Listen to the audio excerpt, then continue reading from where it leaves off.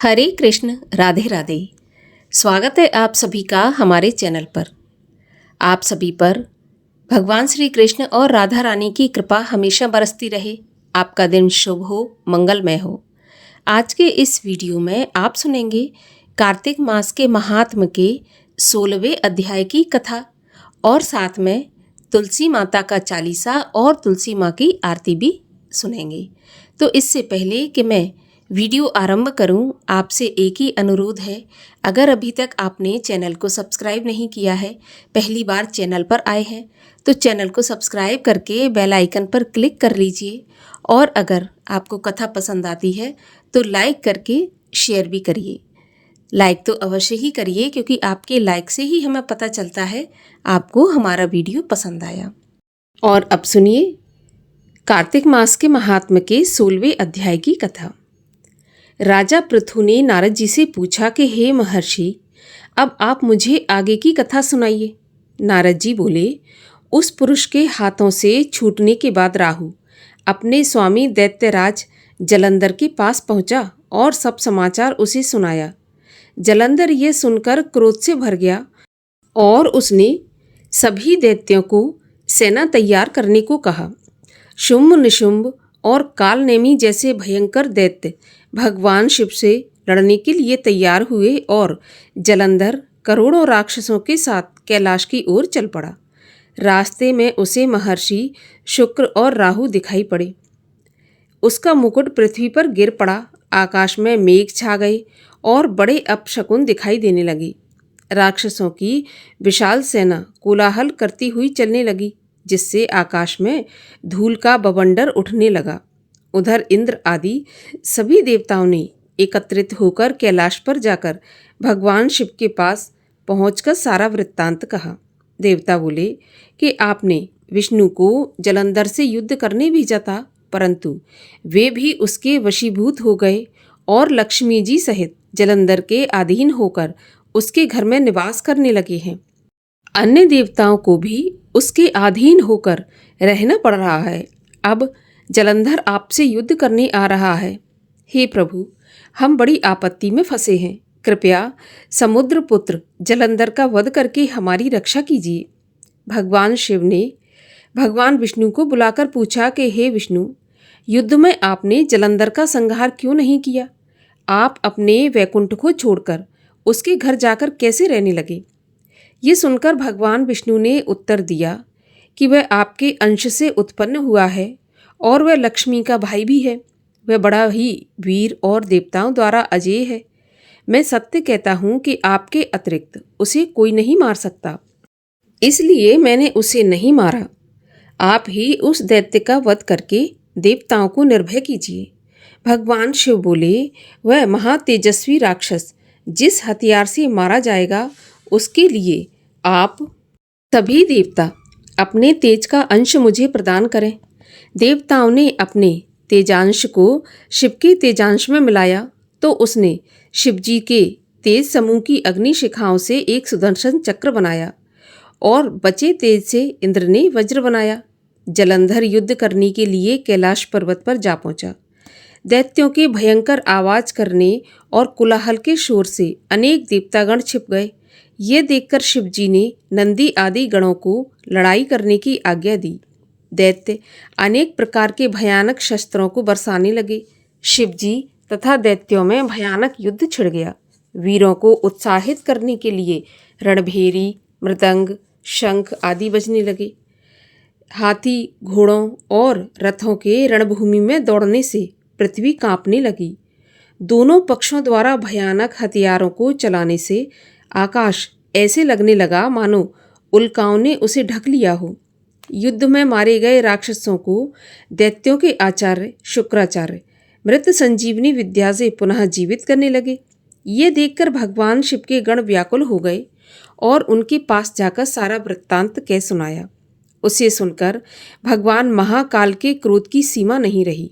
वह अपने भयंकर रूप से 10 दिशाओं को प्रज्वलित करने लगे।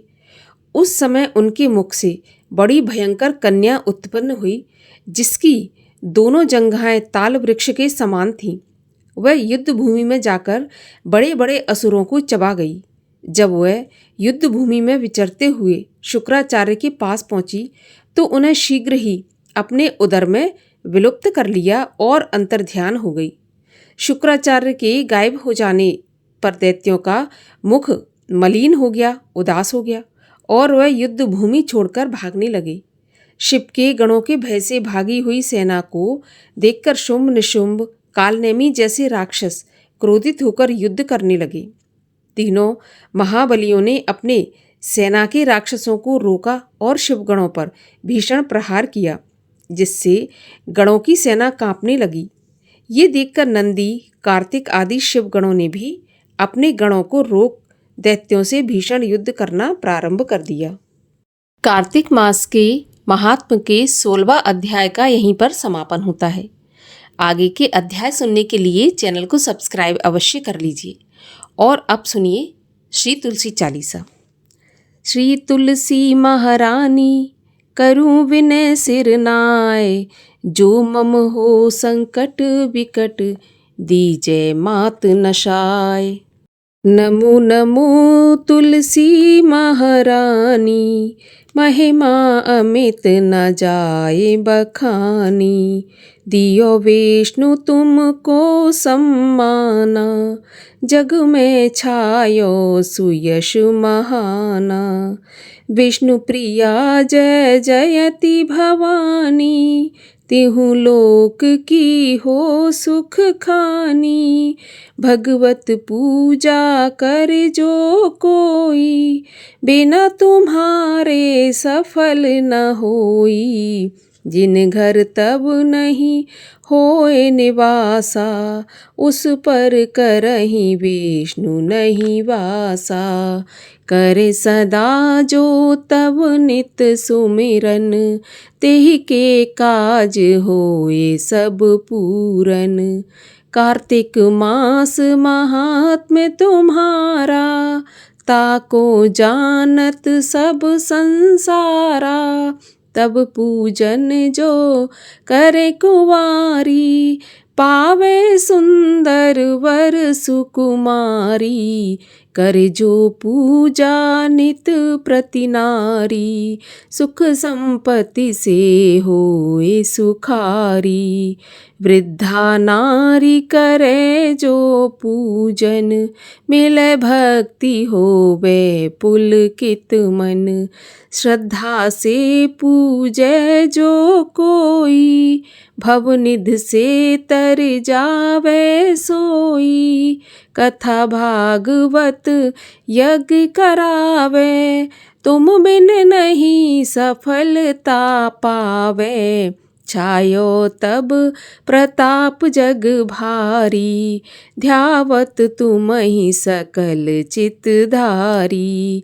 तुम ही मात यंत्र तंत्रन में, सकल काज सिद्ध होवे क्षण में। औषधि रूप आप हो माता, सब जग में तब यश विख्याता। देव ऋषि मुनि और तपधारी, करत सदा तब जय जयकारी। वेद पुराणन तब यश गाया, महिमा अगम पार नहीं पाया। नमो नमो जय जय सुख कारणी, नमो नमो जय दुख निवारणी। नमो नमो सुख संपत्ति देनी, नमो नमो अध काटन छेनी। नमो नमो भक्तन दुख हरनी, नमो नमो दुष्टन मद छेनी। नमो नमो भव पार उतारने, नमो नमो परलोक सिधारने। नमो नमो निज भक्त उबारनी, नमो नमो जन काज संवारनी। नमो नमो जय कुमति नशावनी, नमो नमो सब सुख उपजावनी। जयति जयति जय तुलसी माई, ध्याऊं तुमको शीश नवाई। निज जन जानि मोहे अपनाओ, बिगड़े कारज आप बनाओ। करूँ विनय मैं मात तुम्हारी, पूरन आशा करहूँ हमारी। शरण चरण कर जोर मनाऊँ, निश दिन तेरे ही गुण गाऊँ। करहूँ मात अब मोह पर दया, निर्मल होए सकल मम काया। मांगूँ मात यही वर दीजै, सकल मनोरथ पूरन कीजै। जानू नहीं कुछ नेम अचारा, क्षमहु मात अपराध हमारा। 12 मास करे जो पूजा, तासम जग में और न दूजा। प्रथम ही गंगा जल मंगवावे, फिर सुंदर स्नान करावे। चंदन अक्षत पुष्प चढ़ावे, धूप दीप नैवेद्य लगावे। करे आचमन गंगा जल से, ध्यान करे हृदय निर्मल से। पाठ करे फिर चालीसा की, स्तुति करे मात तुलसा की। एह विध पूजा करे हमेशा, ताके तन नहीं रहे कलेशा।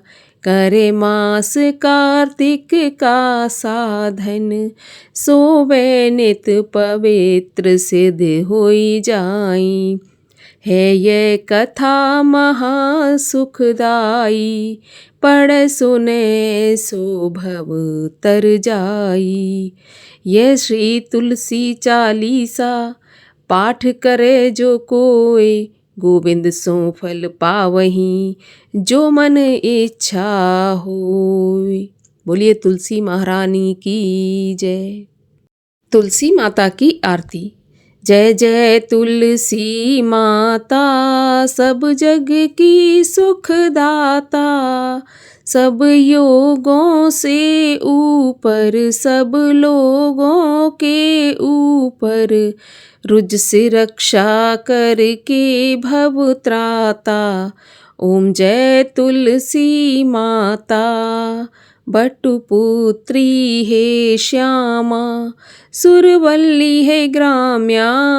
विष्णु प्रिय जो तुमको सेवे सो तर जाता, ओम जय तुलसी माता। हरि के शीश विराजत, त्रिभुवन से हो वंदित। पतित जनों की तारिणी, तुम हो विख्याता। ओम जय तुलसी माता। लेकर जन्म विजन में, आई दिव्य भवन में। मानव लोक तुम्ही से, सुख संपत्ति पाता। ओम जय तुलसी माता। हरि को तुम अति प्यारी, श्याम वर्ण कुमारी। प्रेम अजब है उनका, तुमसे कैसा नाता। ओम जय तुलसी माता। तुलसी मैया की जय। भगवान श्री हरि विष्णु की जय। कार्तिक मास की जय।